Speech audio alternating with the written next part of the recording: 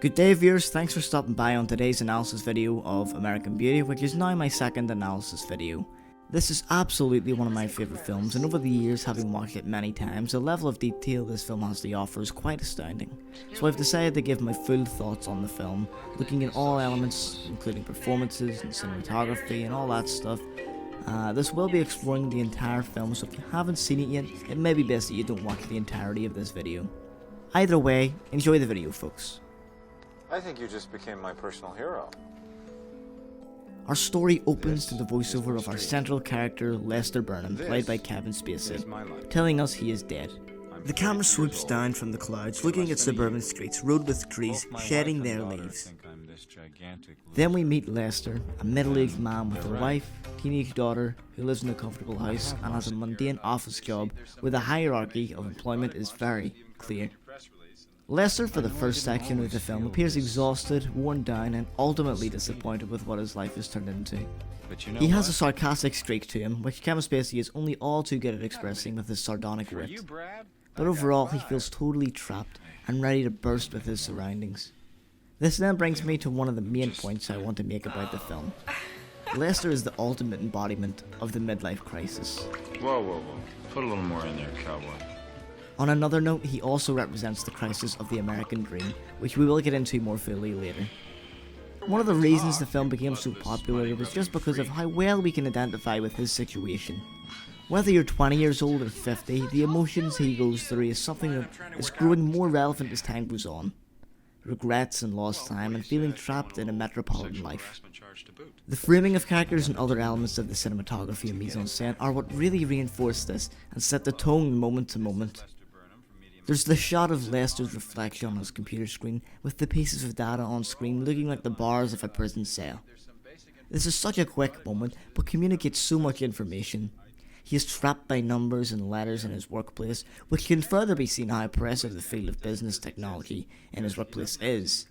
Then, in a noticeably empty and large room, we have Lester being bossed by his much younger superior. Firstly, we have the young leader at a big table with the nameplate clear in view for all of us to see. The camera is just slightly pointing up at him, and then we cut to a reverse angle looking at Lester with the camera now pointing slightly down. He is centered and distant from the table, that really gives a sense of his isolation and lack of confidence, but also how there is a distance between employee and employer. A comment on how little humanity is left in the workplace. Now, what makes this particularly clever is the next time we're in this room, it's when Lester begins his spontaneous decisions to start living the way he wants. This time, he is close up to the table, and the camera now has Lester positioned slightly higher than the young boss. It is here he is now standing his ground with more confidence in his retaliation. This effective use of cinematic space and framing all brings us closer to experiencing what Lester feels, and mostly without realising it. As the film progresses, the colour palette even gets darker. We go from the fluorescent colours of the suburban neighbourhoods, white picket fences and clean streets to much darker lighting and lower saturated colours. Being able to use colour, camera movement and composition to communicate ideas and emotions is what great filmmaking should be, and it is really present throughout American Beauty. Now to move on to some of the storylines this film follows. I admire how detailed and well written this film is, considering how many characters it follows without feeling underdeveloped. We have Lester's wife Carolyn, the daughter Jane, and the neighbour Ricky Fitz and his father Colonel Fitz. This is where all the film's complex themes come in and all boil down to one dominant idea. Let's examine Carolyn. I will sell this house today. The wife, the mother and the career woman. She has a breakdown of her own. As a real estate agent, we see her trying to sell houses, making the best of effort to present it as nicely as she can. In the time we know Carolyn, we can see she has always wanted to succeed and has tirelessly tried to climb in her career. Even down to her outfit, permed hair and makeup, we can see she takes impressions and appearance very seriously. After the unsuccessful sale of the house we've just seen her clean up to try and make as presentable as possible, she bursts into tears in a scene that is almost funny. It is such a dramatic explosion of emotion, but this gets the point across to tell us of how her life stresses have been suppressed to a breaking point, and it just comes out uncontrollably. Now as the film goes on, she does become the more unlikable character considering how she treats Lester, and I will get to that later. Lester and Carolyn have marital issues throughout the film, which is where we get this scene, just after we see one of Lester's screams, and he is caught masturbating in his bed. What are you doing? This stirs an argument about their relationship ending, with this to be said. I don't fuck other women. I don't mistreat you. I've never hit you. I don't even try to touch you, since you made it so abundantly clear just how unnecessary you consider me to be. So, turn out the light when you come back to bed, okay?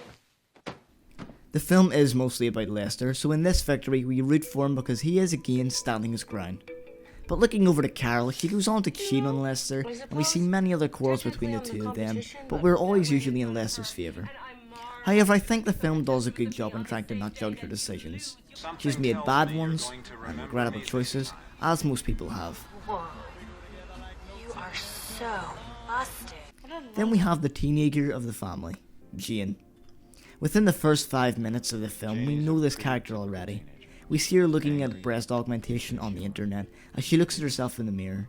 From this, we learn she has what many teenagers have, an insecurity of one's appearance. She has the same anxieties as we see in many films dealing with teenagers, with all the social pressures of high school and expectations coming into play.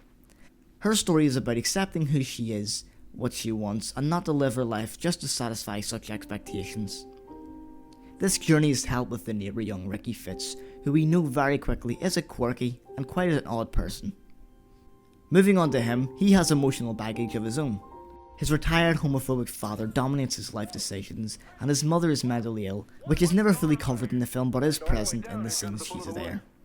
Having been put through military school and also a hospital for psychiatric treatment in the past, we see him acting for his father to keep his respect and to avoid punishment. We see this immediately in the scene when we discover the Colonel's homophobia, when Ricky tells his father this. Forgive me, sir, for speaking so bluntly. Those facts make me want to puke my fucking guts out. So, like Jane, he is a product of conforming to act a certain way. Finally, we will look at Ricky's father, who has one of the most complex narratives. The Colonel, we know, was in the Marines and feels strongly about life with structure and strict morals and discipline. You can see his intentions of controlling his son, with him claiming to Ricky it's for his own good, in the scene that he punches him. In this scene, we can see him losing control. The next scene we see with the Colonel is when he confronts Lester, thinking he is gay, which results in him kissing Lester. Having gotten the wrong impression about him beforehand, he leaves embarrassed and ashamed. I remember my first viewing this scene and putting everything together, and it really told us something about his behaviour throughout the entire film. When we keep in mind he is revealed to be a homosexual, we can reevaluate everything. He is a man who has repressed his own sexuality. The scene when he punches his son is like punching himself. To him, it is immoral and corrupt, and he is ashamed of himself. This is potentially a result for his control of his son, trying to make a man out of him in the traditional sense. And once the Colonel now knows Lester knows that he is gay, he kills him. This to me represents him trying to get rid of his own sexual desire, now that he is at his moment of total disequilibrium. What is it that these interconnected stories have in common with one another, and what do they all boil down to being? This film is America in crisis. This entails ideas of the American dream, masculinity, conformity, materialism, homosexuality, adolescence, identity, social masking, and the idea of family. In postmodern fashion, it is breaking down the masks we wear, the roles we play, and the suppression of one's emotions and true desires. While Fight Club, a film also coming out in 1989, gave us a representation of hypermasculinity, we see Lester at first as an emasculated man. He slouches, doesn't get respect in his workplace, and is controlled by his wife to an extent.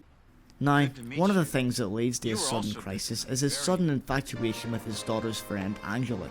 It's tragic, comic, and creepy all at the same time, but ultimately what this tells us is Lester's desire to be young again.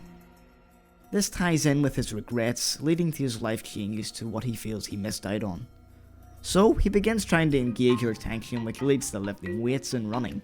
It's like he's living as a teenager again.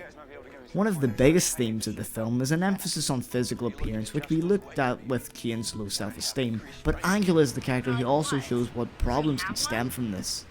Angela throughout the film is vain, confident with herself, and talks openly of sexual experiences, which is later revealed to all be lies. That's how things really are. You just don't know because you're this pampered little suburban chick. She is the biggest liar of them all, which results in her overcompensating. Oh, look at you. Both Lester and Angela in the scene when her virginity is revealed is an epiphany for both of them. Lester realizes that he can't go back in time, and his approach to living has changed. He is now figuring out he has to look forward, and Angela is taking it in herself to not just worry about what she looks like, and to really think about her life. I feel so stupid. Don't. Moving on, I think the film touches upon the Lester, ideas you're of gonna spill beer on the imperialism couch. in a scene like this.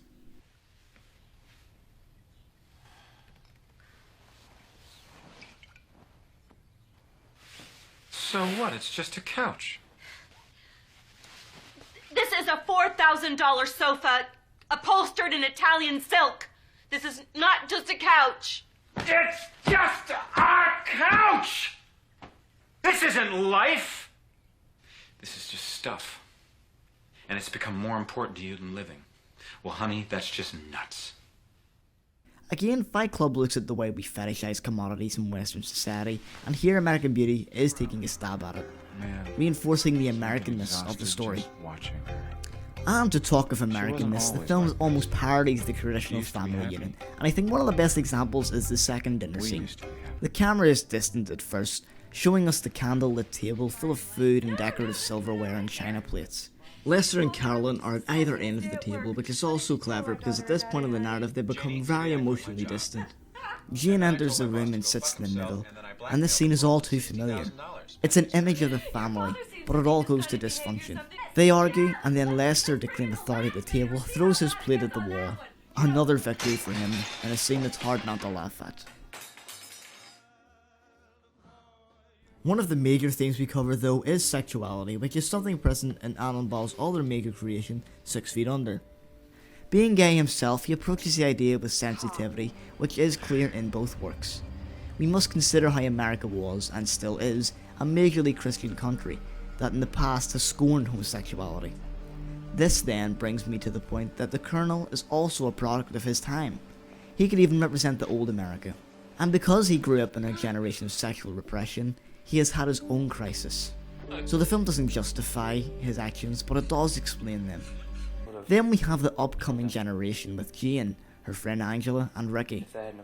Angela is a modern product of looking pretty and using her body for success, which she even jokes about to Jane very early into the film. If people I don't even know look at me and want to fuck me, it means I really have a shot at being a model. Which is great. Because there's nothing worse in life than being ordinary.